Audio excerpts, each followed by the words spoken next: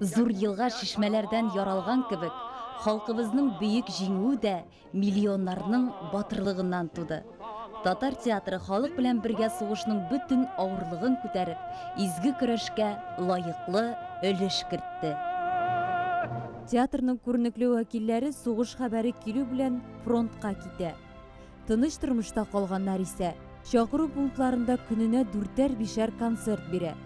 Соңрак сәнгать бригадалары оештырылгач, артистлар кыр госпитальләренә, аерым частьләргә, авыл, шәһәр клубларына спектакльләр белән йөриләр. Көчле вакытым, яшь вакытым сугыш вакыты булды. Сугышта бөтен кеше көрәшә. Сугыштан үлгән хәбәрләр алабыз. Авырлыкны үзебез bütün авырлыкны җиңдек. Менә коллектив белән. Безнең коллектив бик әйбәт, руководство бик әйбәт.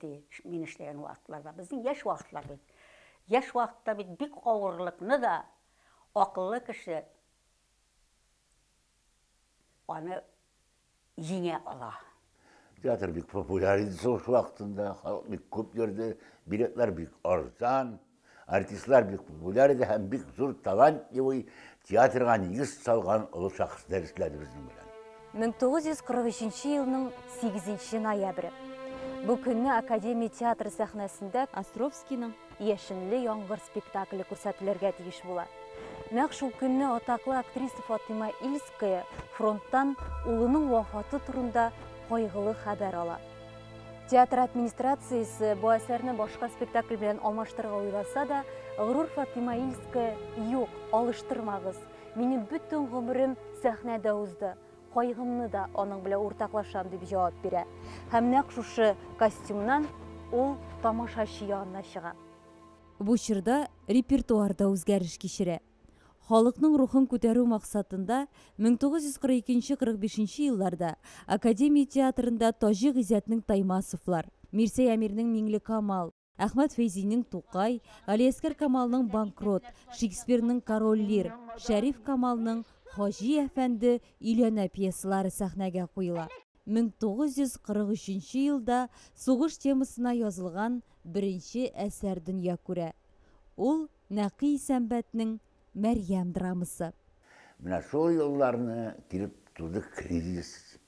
Театральный кризис, артистларның күбесе сугышка китү сәбәпле, безнең театрыбызда бөтенләй кадрлар калмады. Яшь малай егетләрне Зифа Басыровалар, яшь артисткалар уйнап бирделәр. Иң авыр вакытларда мин эшләдем сәхнәдә. Һаман теге главный рольләрдә уйнадым мин. Миңа халык зрительдән кирип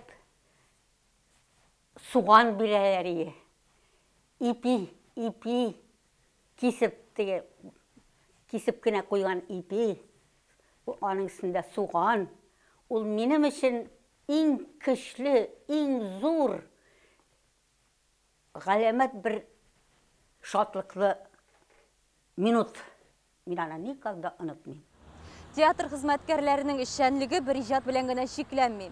Бик күп артистлар донор булып, сугышның соңгы көннәренә кадәр яралыларга кан өләшә. Хатын-кыз артисткалар буш вакытларында шәфкать туташлары курсын тамамлап, төннәрен госпитальләрдә дежур торалар. Авылларга да театрның ярдәме зур була. Кыр эшләрен тамамларга да, уңыш җыюда да, урман кисүдә дә алар зур өлеш кертә. Еллар һәм тормыш шартлары ничек кенә авыр булмасын, театр үз эшен ташламый. Яңадан яңа спектакльләр күрсәтелә, планнан тыш постановкалар дөнья күрә. Алардан килгән дистәләрчә мең сум акча оборона фондына тапшырыла. Гомумән алганда, сугыш чоры татар театры үз бурычын намус белән үти. Халыкның рухын күтәрүдә һәм шул рәвешле җиңүне якынайтуда аның өлеше бәхәссез.